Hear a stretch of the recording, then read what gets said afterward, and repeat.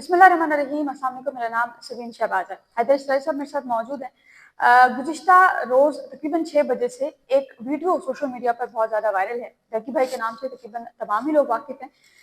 ڈکی بھائی جن کا نام اسعد الرحمان ہے، ان کو جانا جاتا ہے ڈکی بھائی کے نام سے، سوشل میڈیا کانٹینٹ کریٹر ہیں، یوٹیوبر ہیں۔ ان کی فیملی بلاگنگ سے لاکھ اختلاف صحیح، لیکن آج سے 3 مہینے پہلے ان کو گرفتار کیا جاتا ہے اور ان کی گرفتاری NCCI کی جانب سے عمل میں لائی جاتی ہے۔ گرفتاری عمل میں لائی جاتی ہے، کوئی خاص وجہ ان کو اس وقت بھی نہیں بتائی جاتی، اور روکا اس وقت جاتا ہے جب وہ بیرون ملک ٹریول کر رہے تھے، ان کو جو ایئرپورٹ پر سٹاف ہوتا ہے اس کی جانب سے روکا جاتا ہے۔ گزشتہ روز ڈکی بھائی نے رہائی کے بعد پہلی ویڈیو کی ہے، اور اس پہلی ویڈیو کے اندر جو تقریباً 50 سے 55 منٹ کی ویڈیو تھی، انہوں نے ہمارے تباہ شدہ عدالتی اور انصاف کے نظام کو ایک دفعہ پھر سے جھنجھوڑا ہے۔ اور جو سٹوری ڈکی بھائی نے اپنی سنائی ہے، کس طرح رشوت ان سے لی گئی اور کس طرح کیا گیا، اور اس کے بعد پھر ایک اور شخصیت کا ذکر آیا کہ بگ بردر نے ان کو اس تمام ٹارچر کے دوران اور اس تمام چیزوں کے دوران بگ بردر نے ان کو روکا ہے۔ حیدر شاہد صاحب میرے ساتھ موجود ہیں۔ یہ چونکہ پارلیمنٹ ڈیلی بیسس پر کور کرتے ہیں، تحریک انصاف کو بڑا کلوزلی کور کرتے ہیں۔ حیدر شاہد صاحب سے ہم بات کریں گے اس حوالے سے۔ حیدر شاہد صاحب بہت شکریہ سر آپ کے وقت کو۔ مجھے یہ بتائے گا کہ سب سے پہلے تو ڈکی بھائی کا جو پورا انٹرویو تھا، جو تقریباً 50 سے 55 منٹ کا ویلاگ تھا، آپ نے وہ پورا ویلاگ دیکھا ہے، آپ اس کو کس طرح سے انالائز کرتے ہیں کہ ہمارا وہ عدالتی نظام جو تقریباً ختم ہو چکا، تباہ ہو چکا ہے، اور 27ویں ترمیم کے بعد تو ایک طرح سے آپ کہہ لیجیے کہ مفلوج ہو گیا، ڈکی بھائی کے انٹرویو کو آپ کیسے انالائز کریں گے؟ دیکھیے، یہ عدالتی نظام سے ہٹ کر بھی انسٹیٹیوشنز کا فیلئر ہے کہ ایک بگ بردر آتا ہے، وہ سیو کرتا ہے کسی کو۔ بگ بردر کے انپٹ کے بغیر، اس کے اس سسٹم میں آنے کے بغیر ہی سسٹم کیوں نہیں چل رہا۔ دیکھیے، MI کا انہوں نے شکریہ ادا کیا، ایجنسی ہے، پاکستان کی ایک بڑی ایجنسی ہے جو اس وقت کام کر رہی ہے، اس کے عہدیداروں کا انہوں نے شکریہ ادا کیا۔ لیکن مسئلہ یہ ہے کہ ایک ڈکی بھائی کے لیے MI بہت سارے کیسز میں بھی اس نے ہیلپ کی ہوگی، لیکن ہر جگہ MI یا ایجنسیاں یا یہ ادارے چند وہی کیوں آئے ہیں ریسکیو کرنے کسی بھی شخص کو، یا ایسے الزامات اگر لگتے ہیں تو وہ ہر جگہ کیا وہی ریسکیو کریں؟ عدلیہ کا اپنا کام ہے، NCCI، اس کے علاوہ FIA، دیگر اداروں کا اپنا کام ہے۔ ہر ادارہ اپنی ڈومین میں رہتے ہوئے، اپنے کام کرتے ہوئے آگے نہیں بڑھ رہا، بلکہ ہمیں یہ نظر آ رہا ہے کہ ایک بگ بردر آتا ہے، وہ ہیرو تو بن گیا، اس کہانی کا مرکزی کردار یا ہیرو ایک بگ بردر کہلائے گا، لیکن مسئلہ یہ ہے کہ اس سسٹم کو کیسے درست کیا جائے۔ اب ڈکی بھائی کے بارے میں کیا ہوتا ہے، میں آپ کو بتاؤں کہ وہاں ایک ادارہ جس کو سائبر کرائم کے حوالے سے نیشنل کرائم ایجنسی ہے، وہ اس کو بنایا اسی لیے گیا ہے کہ ان کرائمز کی روک تھام کیجیے۔ وہ اس جگہ جو اس نے کہا کہ آن لائن چونکہ جس طرح جوا کھیلا جاتا ہے تو اس سے بچایا جائے نئی نسل کو۔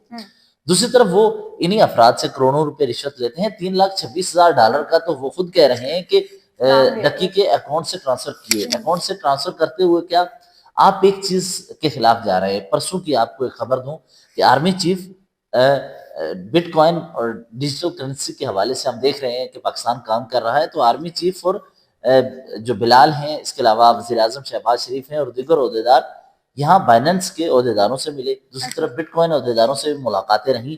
جب یہ ملاقاتیں ایک طرف آرمی چیف کر رہے ہوتے اور دوسری طرف ہم نے کراچی میں ایک واقعہ دیکھا، اس کے علاوہ لاہور سے نوجوان کچھ آن لائن ٹریڈنگ کر رہے تھے، ان کو اٹھایا گیا، ان کے پیسوں کو نکلوایا گیا اور ان پہ پرچے کاٹ دیے گئے، ان کی زندگی کو تباہ کرنے کی کوشش کی گئی۔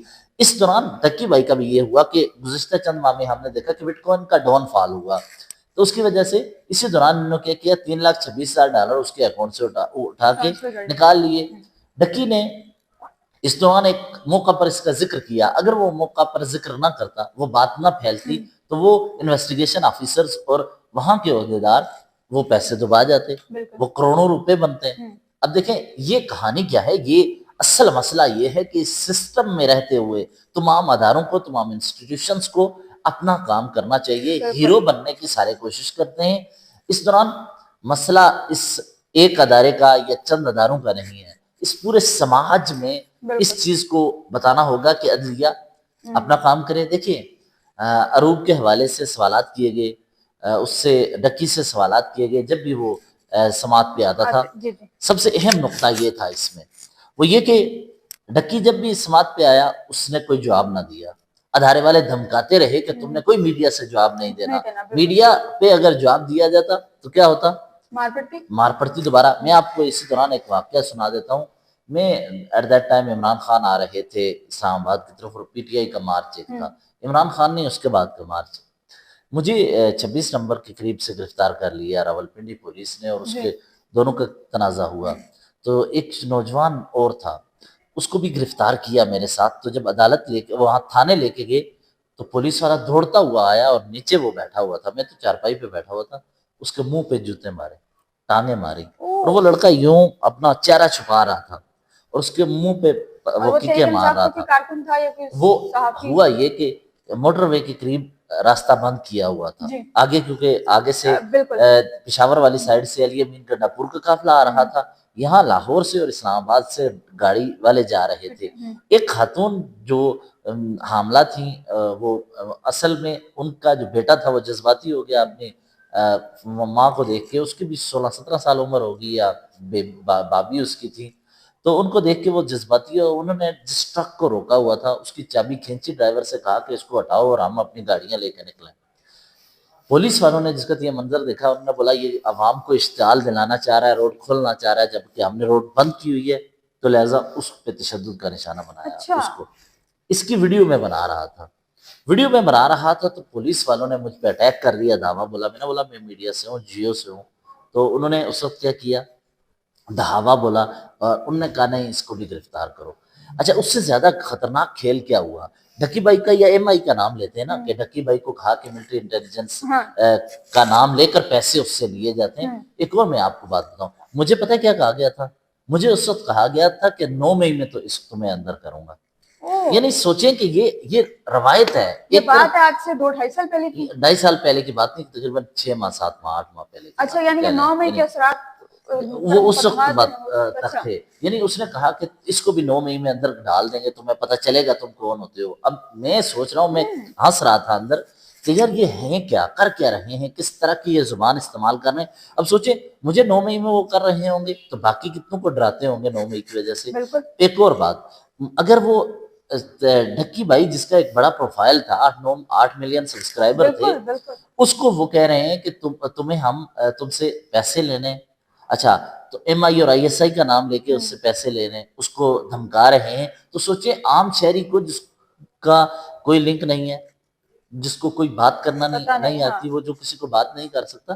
میں آپ کو بتاؤں ایک بار, اس وقت ایک لاہور میں کراچی میں ذیشان کاظمی تھے, چودھری اسلم اور ان کا بہت زیادہ لڑائی ہوتی تھی, وہ ایس ایچ او تھے. ایٹ دیٹ ٹائم ایک وہ 100 کے قریب افراد کو ان کا کام ہوتا تھا گرفتار کر کے لانا, کیونکہ انہوں نے 1 لاکھ روپے فی بندے کی رکھی ہوئی تھی. آپ کو گرفتار کیا, اس لیے گرفتار کریں گے کہ آپ سے 1 لاکھ روپے لینا ہے. اگر آپ 1 لاکھ نہیں دے سکتے تو آپ کو گولی مار دی جائے گی, آپ کا قتل کر دیا جائے گا, آپ پہ دیگر مقدمات ہوں گے. تو ایٹ دیٹ ٹائم ہوا یہ کہ ایک دوست تمہارے تھے سینئر صحافی, ان کا جاننے والا ایک نوجوان تھا تو بے بس تھا, تو اس کے پاس کچھ نہیں تھا. اس کی ماں آئی تو کہنے لگی تمہارے ساتھ اس کا اٹھنا بیٹھنا تھا صحافی کے ساتھ, تو میرے بیٹے کو وہ اٹھا لے گیا کاظمی, ذیشان کاظمی.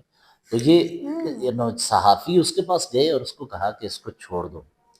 تو جب چھوڑنے کے لیے گیا تو شرط یہ رکھی گئی کہ وہ اپنی زبان بند رکھے گا. تو دیکھیں ڈھکی بھائی شکر ہے یہ بول گیا, اگر وہ نہ بولتا تو کیا ہوتا. بہت سارے ایسے بے شمار لوگ ہیں جو نہیں بولتے, جو بات نہیں کرتے. میں نے تو کھل کے بات کی تھی کہ 9 مئی کے حوالے سے اگر مجھ جیسے ایک صحافی جو کہ اسکرین پہ آ کے بات کرتا ہے, جو خبر دیتا ہے, اور اس پہ وہ کیا کہہ رہے ہیں کہ آپ کو 9 مئی میں ڈال سکتے ہیں, تو دیگر ملک کے کس شہروں میں کہاں کہاں انہوں نے کہا ہوگا. یہ جو اداروں کا نام لے کر اداروں میں ہی بدماشی کی جاتی ہے, یہ بند ہونی چاہیے. یہ اداروں کا نام والی جو انہوں نے بات کی ہے, ڈکی نے بھی جب کل اپنے ولاگ میں کچھ چیزیں بتائی ہیں تو اس میں انہوں نے یہ بتایا کہ ان کی وائف اور ان کی والدہ کو ملنے کے لیے بلایا گیا. اب میں چونکہ خود بھی خاتون ہوں تو میں اس سے وہ فیلنگ سمجھ سکتی ہوں کہ ایک ماں اور ایک بیوی جو ہے وہ اگر شوہر گرفتار ہو اور انڈر کسٹڈی ہو تو وہ پھر, اور یہ پتا ہو کہ اس کو مار پڑ رہی ہے, تو وہ پھر جو فیلنگز ہیں وہ کیا ہوتی ہے. تو ان کو ملنے کے لیے بلایا گیا اور اس کے بعد پھر ان کو بلایا گیا اور پھر ان کی وائف کا موبائل لے لیا گیا اور پھر ان کو کہا گیا جی کہ آپ پہ ایف آئی آر ہوگی. ان کی وائف نے پوچھا کہ میرے پہ کس چیز کی ایف آئی آر ہوگی, تو انہوں نے کہا جی کہ آپ کے اوپر ایف آئی آر ہوگی. خیر وہ آپ نے بتایا کہ نقی بھائی جو ہیں وہ چونکہ خود ظاہر ہے وہ ایک سوشل میڈیا انفلوئنسر ہے، تو ان کو تھوڑا بہت اندازہ ہے چیزوں کا، تو انہوں نے پھر ان سے کہا، اپنی والدہ اور اپنی وائف سے کہا کہ آپ دونوں جو ہیں وہ واپس جو ہے وہ چلی جائیے. ہمارا عدالتی نظام ہے. شاید صاحب لاسٹ کمنٹ اس پہ آپ کچھ کرنا چاہیں گے کہ ان کی وائف اور ان کی والدہ کو 2 دفعہ ملنے بلایا گیا. ایک دفعہ تو جب ملنے بلایا گیا تو ان کو کہا گیا کہ آپ ایف آئی آر ہو، پھر ان کا فون رکھ لیا گیا. دوسری دفعہ جب ان کو ملنے کے لیے، اور پھر خیر وہ پری اریسٹ بیل کے بعد دوسری دفعہ آئی تھی، لیکن جب دوسری دفعہ ان کو ملنے کے لیے بلایا گیا تو اس وقت میں بھی، اور ایک بندہ ایک ہٹا کٹا نوجوان ہے وہ، اور وہ کیا یہ رائے کہ جی ان سے کہیں یہ کہ مجھے مارے کب. یہ جاوید چودھری صاحب نے بھی اپنے پروگرام میں بھی اپنے پوڈ کاسٹ میں ایک بات کی اس حوالے سے. اس پر کوئی لاسٹ کمنٹ آپ کرنا چاہیں گے؟ دیکھیں وہ اس نے بار بار کہا کہ ان کو کہا جائے کہ مجھے کم مارا جائے.